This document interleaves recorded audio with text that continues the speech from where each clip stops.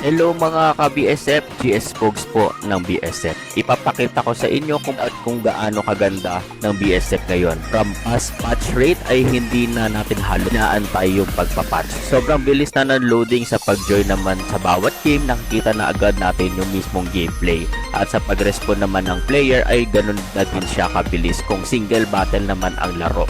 Meron din tayong FPS na tinatawag. Paano nga ba ito ginagawa?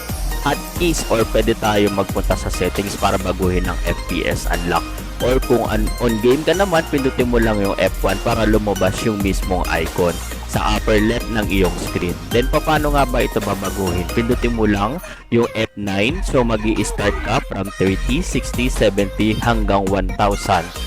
So mapapansin mo na nagbabago yung gameplay mo at yung sensitivity ng iyong laro. So I suggest kung saan ka mas prepared, so piliin mo yung FPS na babagay at naaayon sa laro na gusto mo. So mapapansin mo din na halos magbabago din yung graphics ng laro. Kung mas prepared mo na walang FPS, pwede mo din i-off ang basic gamit ang F8. Then pindutin mo lang ulit yung F1 para mas mawala yung icon. Sa pag-respond naman ng player kada game ay mas bumilis na din. Real-time quick yung ika nga hanggang sa matapos ulit yung game.